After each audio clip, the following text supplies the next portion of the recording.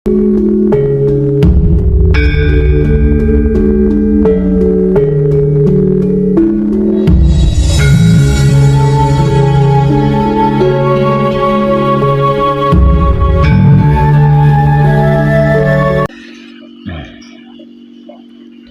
tadi saya dengar, saya mendengar ada bacaan yang nggak tegas, ada bacaan-bacaan yang dibaca tidak tegas. Seperti Gusti ingkang Maha Suci, kula nyuwun, Bang, itu nggak tegas itu bacaannya itu. Jadi cara membacanya itu biasa saja, ya. Apa jenengan ya yang dari Bojonegoro ya. Jadi cara bacanya jangan seperti itu, Pak, ya. Baca biasa saja. Nah, dengan dibaca biasa malah bisa tegas di situ, bisa jelas ya.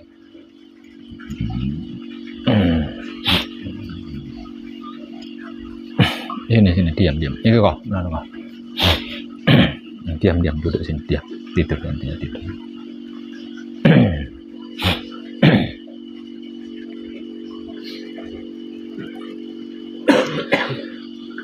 Yang dari Bojonegoro tahu ini dari Kadang Bojonegoro. Oh, dari YouTube juga.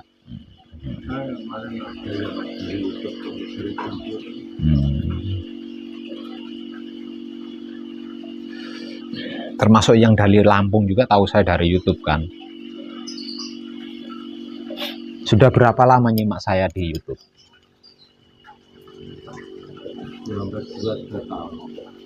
Jenengan? Itu yang dari Lampung jenengan? Lama juga? 1 bulan. 1 bulan nyimak saya di YouTube itu sudah tahu apa dan bagaimana itu Wahyu Pancagaib.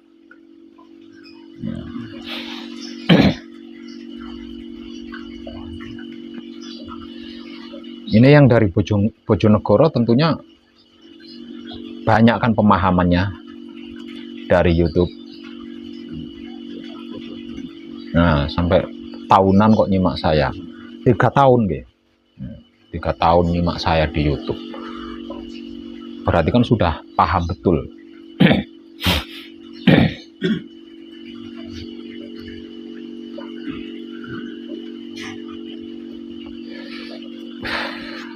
Karena ya pernah waktu dikasih itu tapi enggak benar.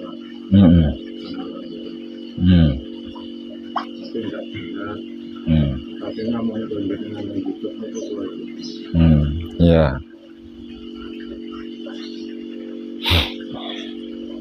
Coba setelah nyimak saya di YouTube punya pertanyaan enggak jenengan? Semua punya pertanyaan enggak?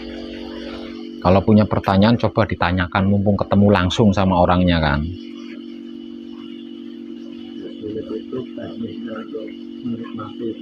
Ya? Teknik untuk menikmati rasa. Teknik untuk menikmati rasa itu kan dimotivasikan tiap sore kan? Ini caranya.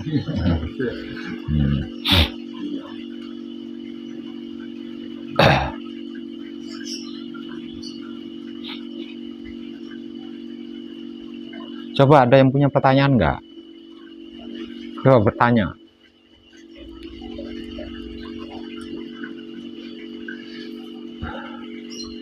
Ada pertanyaan tapi agak kesana sedikit. Agak kesana sedikit ya. Tentang apa itu? Tentang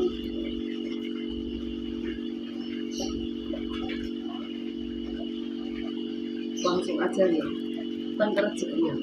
Nah, saya itu melampah kali bojone kula itu suami. Pakai bahasa Indonesia. Selama ini tertatih luar biasa. Tentang rezeki. Iya. Jadi kebingungan sendiri. Jatuh bangun, akhirnya tetap seperti ini. Tidak bisa apa-apa. Sampai akhirnya suami saya ke Kalimantan pun di sana juga tertipu. Terus mau telepon Gusti, kok ngekor nih pon, yang pon lepek lah. Jadi saya ingin ikut mriki niku karena itu. Iya.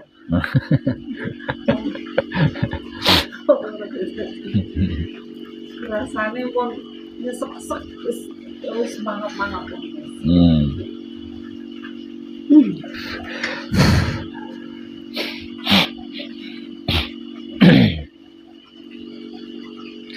Kalau menurut saya itu memang prosesnya ya.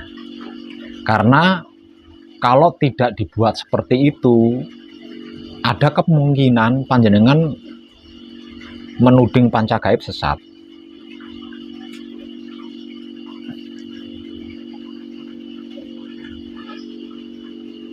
Bisa jadi seperti itu.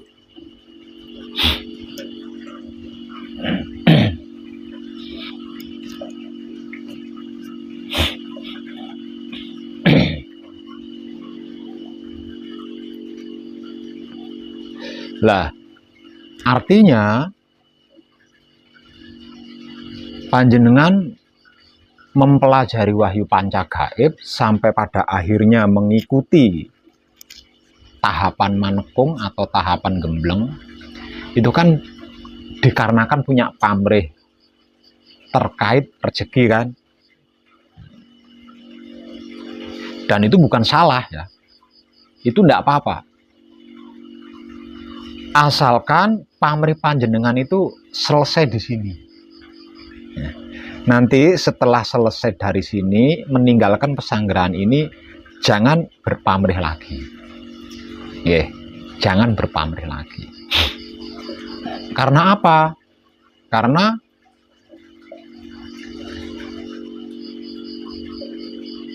apapun yang pernah panjenengan lakukan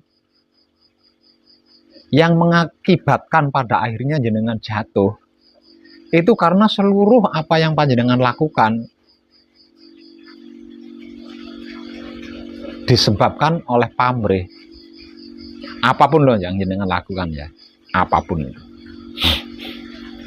Entah itu yang berkaitan dengan agama atau tidak berkaitan dengan agama, semuanya itu berpamrih. Dan karena pamrih itu sudah pasti pendukungnya adalah ego sama arogan. Itu pendukungnya.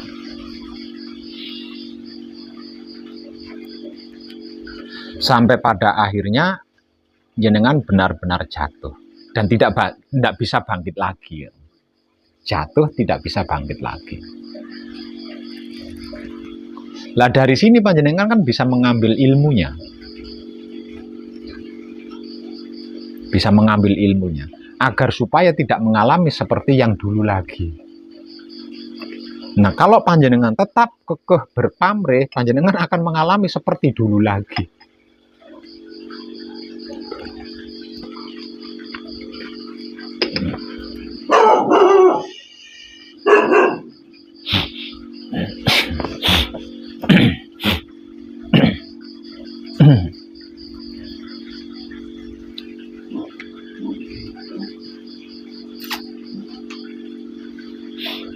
Jadi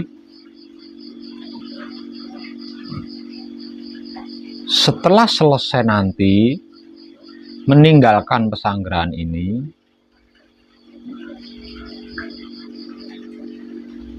saya sangat berharap panjenengan tidak pamrih lagi. Lakukan saja tanpa harus berpamrih.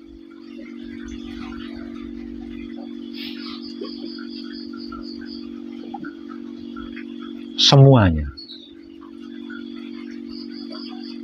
siapapun dia yang datang menemui saya di sini, itu karena punya pamrih. Bahkan yang bertobat sekalipun, itu pun punya pamrih. Pamrihnya apa? Pamrihnya mendapat pengampunan dari Yang Maha Pengampun. Artinya pamrih juga kan.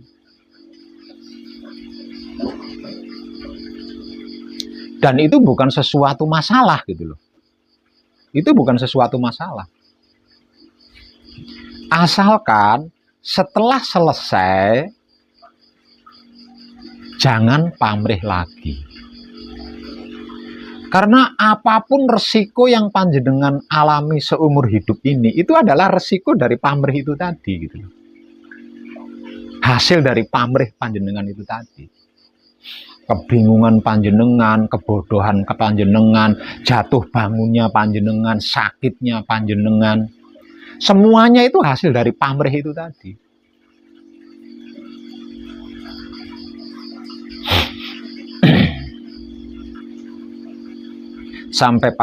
Sampai pada akhirnya masih karena pamrih memilih wahyu pancagaib.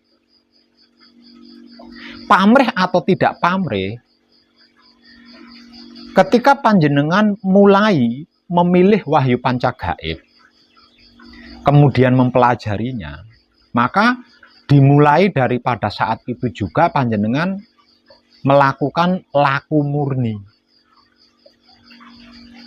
Melakukan laku murni. Artinya, sedikit demi sedikit, yang namanya ego, pamrih, arogan ini dihapus.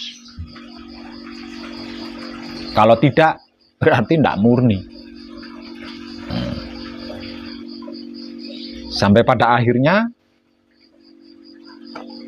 sampai bertemu saya secara langsung mengikuti tahapan manekung atau gembleng.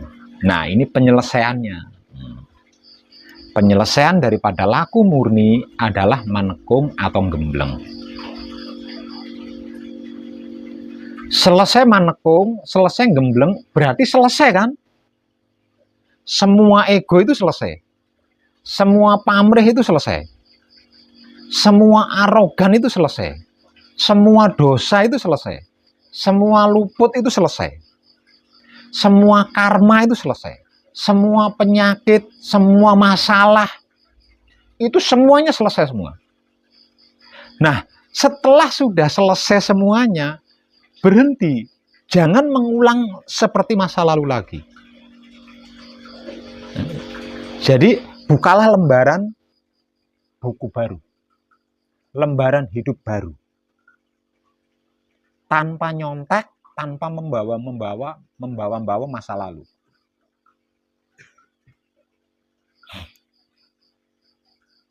Karena ketika panjenengan selesai manekung, selesai gembleng, itu sudah bukan laku murni lagi. Melainkan laku suci. Laku murni saja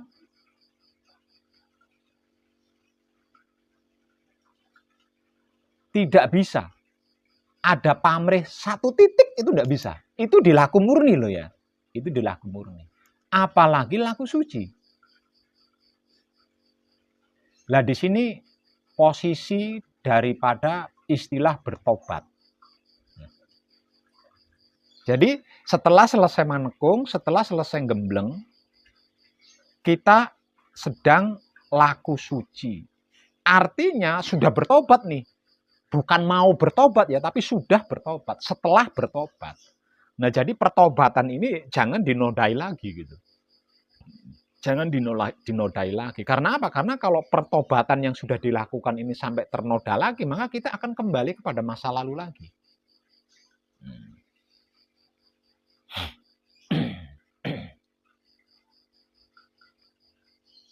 Nah, kalau seperti itu, lalu bagaimana dengan masalah saya? Kan sudah selesai. Bagaimana dengan masalah saya, Pak? Kan sudah selesai. Tadi kan sudah saya katakan, ini adalah penyelesaian gitu loh. Ini adalah penyelesaian. Lalu bagaimana dengan usaha saya yang sudah jatuh, Pak Web? Sudah selesai gitu loh. Sudah selesai. Sudah selesai. Dikarenakan sudah selesai, berarti kan membuka buku baru nih. Lah, di buku baru ini loh, tulislah hal-hal yang baru, yang semuanya itu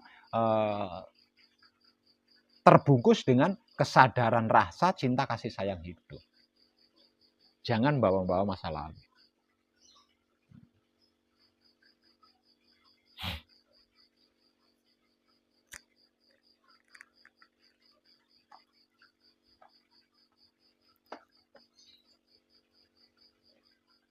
Jadi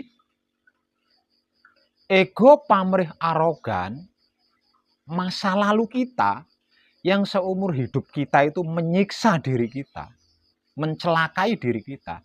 Lah ini kita ganti dengan syukur, dengan terima kasih. Jadi apapun itu tidak perlu meminta, tidak perlu memohon. Apapun itu. Tidak perlu meminta, tidak perlu memohon. Apalagi sampai pamrih. Karena apa? Karena pamrih inilah yang nantinya akan mengaktifkan kembali ego sama arogan.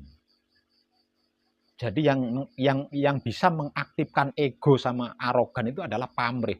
Jadi ketika kita pamrih, maka secara otomatis ego sama arogan ini aktif. Nah, kalau ego sama arogan ini aktif, maka pamrih ini akan menjerumuskan kita, akan menyesatkan kita.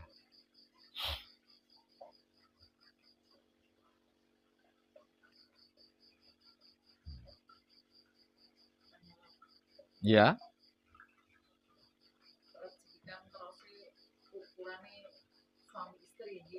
Ya. Ini yang ikut panca gaib kan saya. Itu kira-kira aku enggak nanti suami saya ikutan ketarik itu no. Naik kok sial terus ngasih rasanya wes so wis sampai utangnya wis mangap-mangap ya Allah. Menurut panjenengan, rezeki itu apa?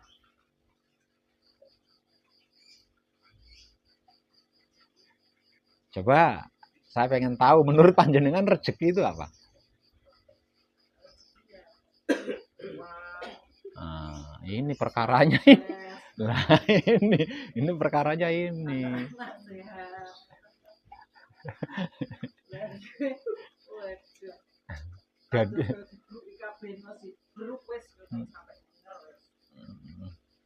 Jadi perkaranya itu panjenengan tidak tepat memaknai rezeki itu. Nah, itu yang membuat panjenengan panik itu. Nggih, panjenengan itu nggak tepat memaknai rezeki, nggak tepat.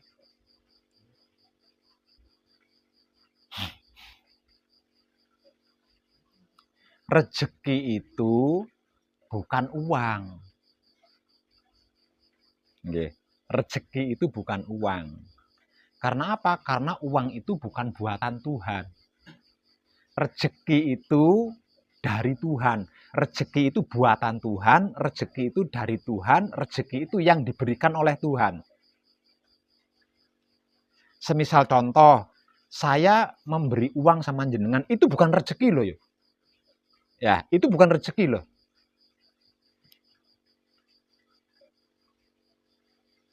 Tapi itu karma. Kenapa saya bisa memberi uang sama jenengan? Satu, kalau panjenengan tidak meminta, berarti panjenengan bekerja kepada saya. Nah, karena panjenengan meminta uang kepada saya, atau panjenengan bekerja untuk saya, maka saya memberi uang sama panjenengan. Dan itu bukan rezeki loh ya. Itu bukan rezeki itu. Karena apa? Karena bukan buatan Tuhan dan bukan dari Tuhan.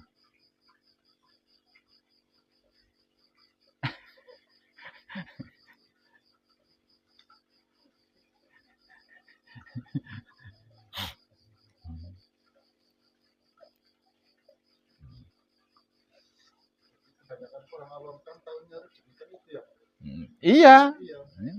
Memaknai rezeki itu uang. Nanti jangan-jangan panjenengan ketika membaca singkir, membaca paweling, cocok ini ono rezeki kan ngono. Ono rezeki kan ada kata rezeki kan di situ. Wah, cocok iki. Artinya kan uang, berarti kan ada uang kan di paweling itu. Apalagi dapatnya pertama kali kapal. Lah ya soalnya ono rezeki kuwi mau, berarti kan ono duit ning kono. Lah ya, kan duit ning kono.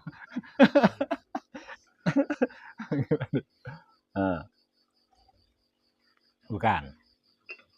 Ketika panjenengan bisa merem malam hari, tidur malam hari, dan paginya panjenengan bisa membuka mata lagi, kuwi rezeki.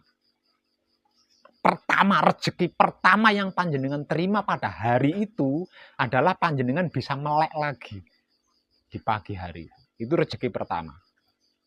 Rezeki kedua, setelah panjenengan melek, panjenengan iso obah, ragane iki iso obah. Mbuh kuwi mulet, mbuh kuwi lungguh, mbuh kuwi langsung turun dari tempat tidur. Itu rezeki kedua.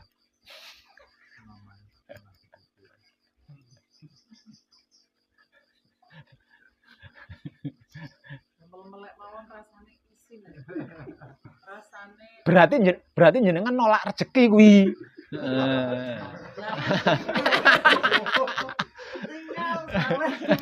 setorane aduh ya Allah. Ya jenengan harus siap. Nggih. Dengan semua setoran, dengan semua cicilan itu panjenengan harus siap. Kenapa kok harus siap? Lah wong itu kan keputusan panjenengan sendiri, hasil dari perbuatan panjenengan sendiri. Jadi panjenengan harus berani menghadapi semua itu. Coba kalau sejak awal panjenengan mengenal diri. Kan enggak mungkin, kan ngalami seperti itu kan enggak mungkin. Ya, enggak mungkin. Nah, apalan macam-macam itu bukan jati diri jenengan.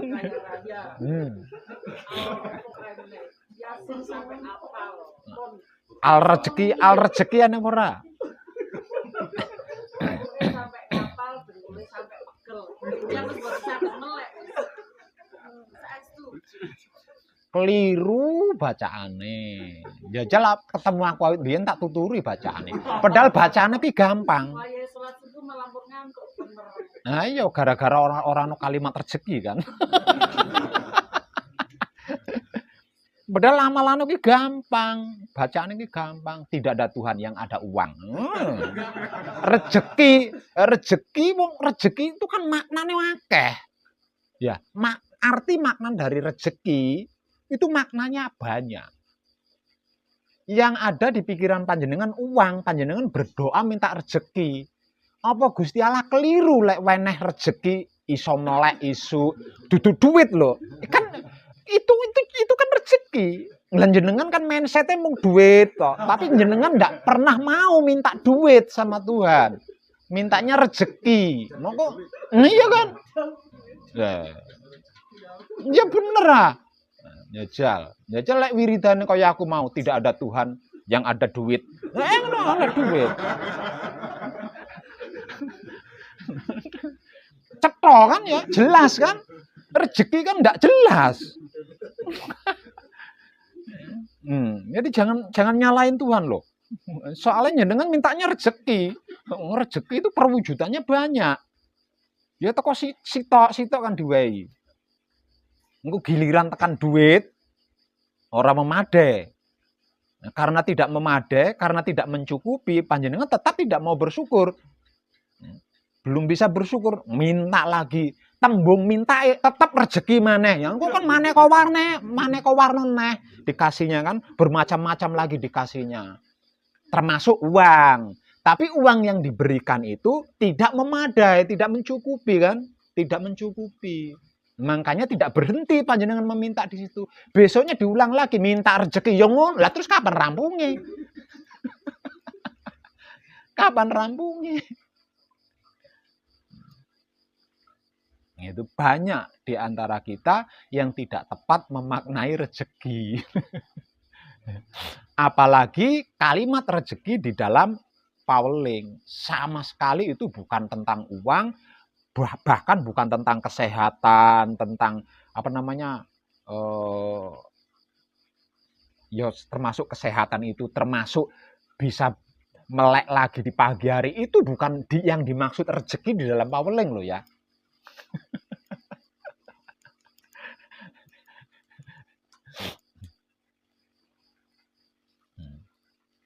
Rezeki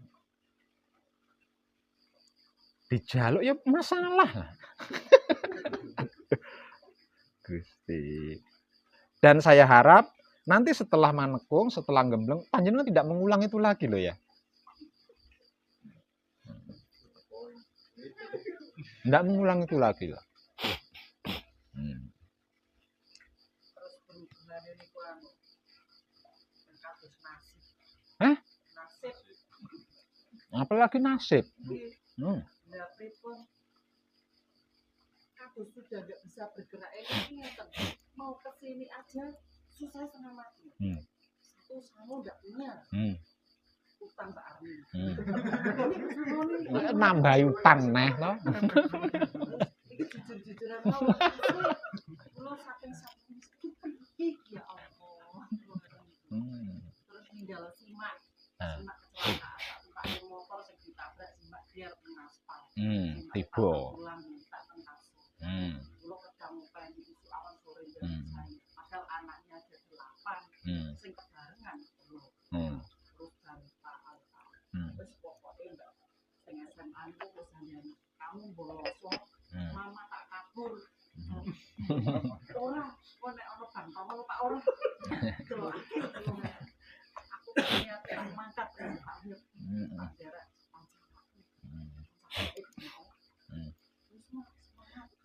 Yo kanggo bayar utang.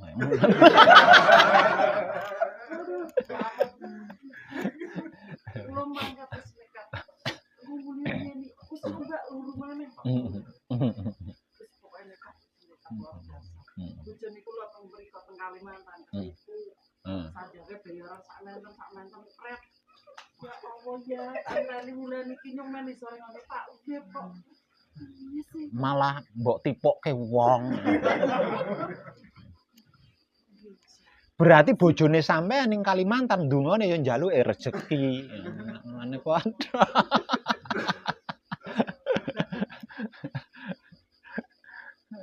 Kok kula tok sengalangi kok kadang sanes yo ada. Nek kadang ora ana sing ngalami kaya jenengan iki ya mesti wong wantah, wong awam. Wong wantah mesti wong awam. Nek kadang ora ana, soalnya wis ngerti selae, ngerti trike, ngerti lungguhe.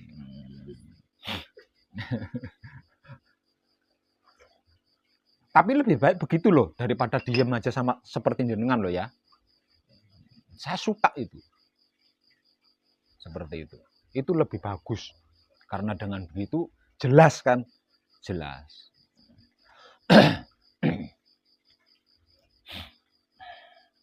Jadi melalui Mbak siapa? Melalui Mbak Tri, kadang kita dari Batang, Jawa Tengah. Kadangan kita malam ini saya akan mengulas tentang utang atau tentang jatuh bangunnya kehidupan manusia di dunia ini.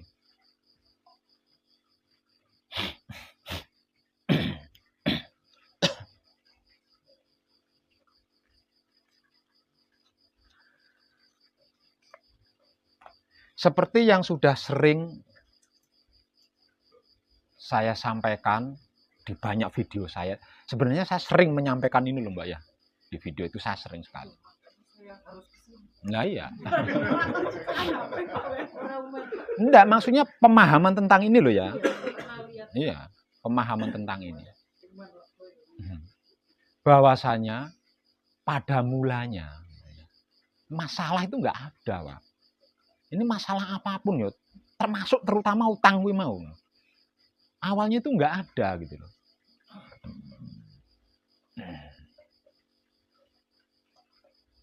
Masalah ini menjadi ada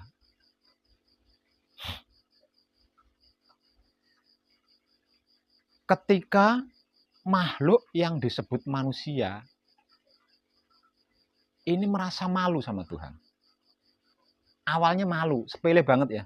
Malu. Karena malu, maka terciptalah batas di situ. Nah, agar supaya bisa kembali lagi harmonis dengan Tuhan, maka manusia ini menciptakan akal politik lah, bisa dikatakan menciptakan politik, menggunakan akalnya gitu. Menggunakan akalnya. Bagaimana caranya agar hubunganku dengan Tuhan ini kembali harmonis seperti pada awalnya. Gitu.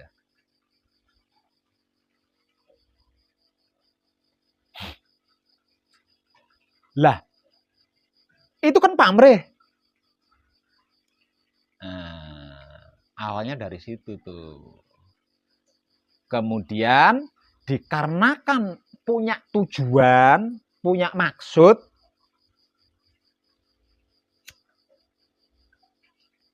lalu yang namanya ego sama arogan ini bangkit mendukung tujuan tadi loh. Mendukung apa yang dimaksud tadi itu. Nah, manusia hidup itu kan kecerdasannya Tuhan. Didukung, didorong, ya melampaui Tuhan. Yang dimaksud melampaui. Semisal contoh sini Tuhan ya, melampaui. Keliwat. Melampaui ya. Keliwat. Saking cerdas ya.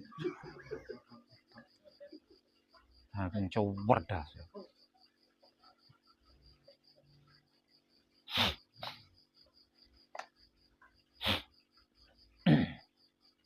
Padahal pada mulanya itu tidak ada apa-apa. Apa-apa itu tidak ada. Masalah loh maksudnya ya, masalah.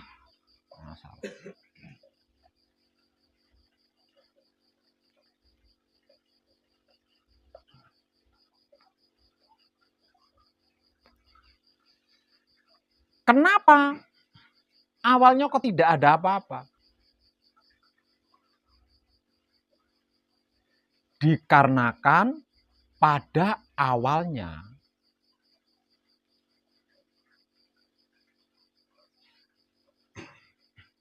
kaum Hawa itu ngerti, paham, tahu dirinya.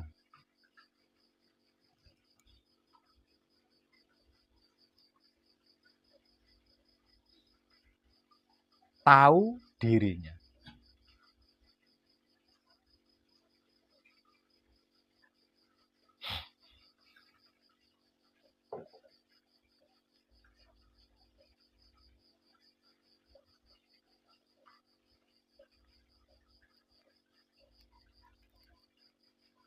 Kemudian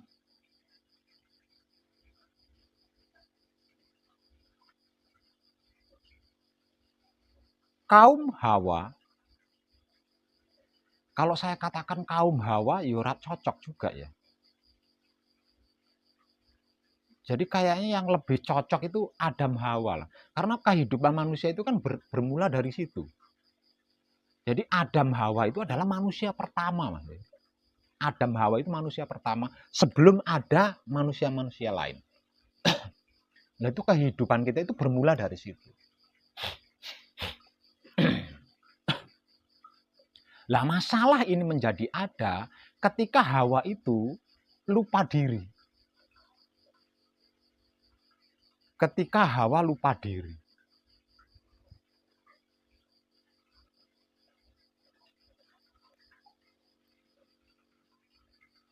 Dan ketika Hawa lupa diri, lah bermula dari sini loh.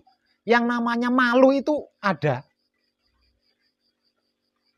Pertama, malu dulu sama Tuhan. Kemudian berlanjut malu sama Adam. Yang ketiga, berlanjut malu kepada seluruh makhluk. Awalnya itu mau malu tok.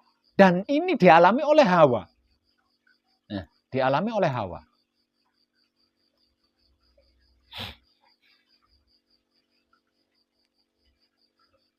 Lah karena malu ini, akhirnya Hawa ini kan mencari teman.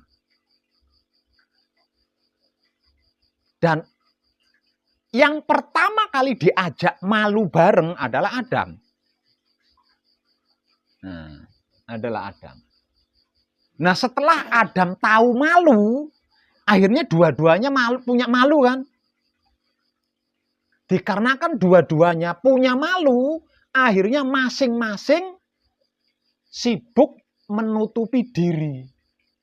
Si Hawa sibuk nutupin ngisor wudel, dodone.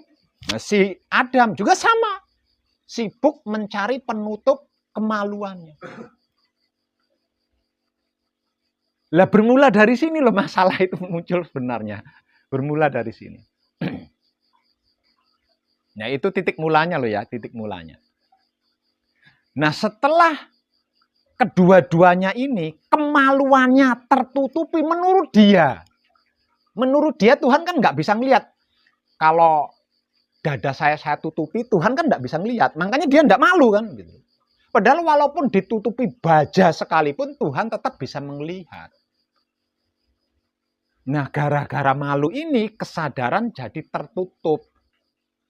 Karena apa? Kenapa kok kesadarannya tertutup? Kalah sama ego arogan.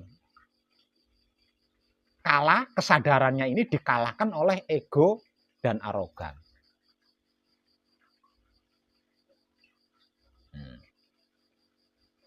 Nah, ego dan arogan inilah yang mempolitiki seakan-akan Tuhan itu tidak melihat apa yang ditutupi tadi gitu loh.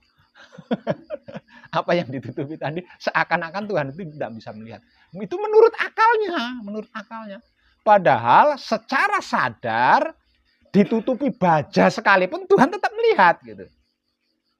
Nah, bermula dari situ. Tapi sedikit saja itu ya. Dan itu saya anggap sudah cukup itu sebagai bahan. Lah dari apa yang sudah saya sampaikan tadi, kalau kita tarik benang merahnya, berarti kuncinya kan ada pada perempuan nih. Kuncinya ada pada perempuan.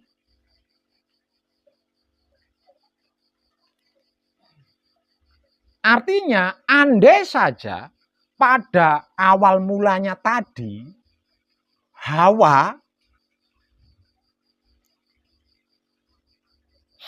tidak lupa diri, ya sampai sekarang nggak ada masalah itu, nggak ada. Sampai sekarang masalah itu nggak ada. Ya. Kesimpulannya kan gitu. Ya. Berarti kalau saja sejak zaman Hawa, wanita itu tidak lupa diri, artinya tidak lupa diri berarti kan tahu diri. Sampai detik ini masalah itu nggak ada. Kenapa kalau Hawa, sejak zaman Hawa, wanita itu tidak lupa diri? Kok sampai detik ini tidak akan pernah ada yang namanya masalah? Karena kalau sejak awal, sejak zaman Hawa, wanita itu tidak lupa diri, berarti kan tahu diri. Dikarenakan tahu diri, nah piye nyejal. Karena tahu diri apa coba? Karena tahu diri, pasti bisa membawa diri. Bisa menempatkan diri, bisa menyesuaikan diri, bisa menjaga diri. Karena bisa membawa diri, bisa menempatkan diri, bisa menyesuaikan diri, bisa menjaga diri, dari selah mana masalah itu masuk? Hah? Dari sisi mana masalah itu bisa masuk?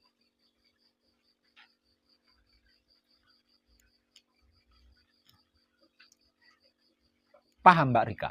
Mbak Rika ya? Mbak Tri. Paham?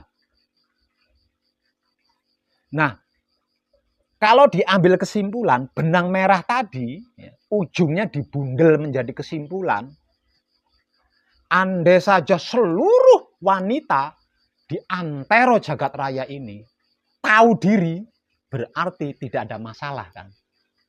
Nah, sekarang kuncinya itu ada pada kaum wanita.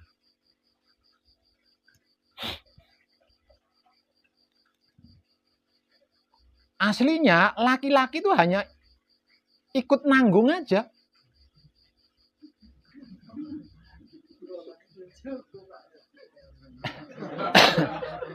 Ikut nanggung aja. Hanya ikut nanggung. Nanggung apa? Nanggung kelakuannya wanita. Nanggung kelakuan. Ini saya tidak bercerita suami istri loh ya. Tapi saya bercerita tentang laki-laki dan perempuan. Jadi laki-laki itu hanya nanggung, sebatas nanggung. Ikut menanggung, hanya sebatas itu. Asli masalahnya kan ada pada wanita. Asli masalahnya ada pada wanita. Karena kelakuan wanita, karena perbuatan wanita, laki-laki jadi ikut nanggung gitu loh. Jadi ikut nanggung. Nah, karena ikut nanggung berarti kan tidak terlampau kan kalau laki-laki. Ya kan mau ikut nanggung toh. Berarti yang berat kan perempuan. Makanya saya katakan kuncinya itu ada pada wanita, kuncinya itu.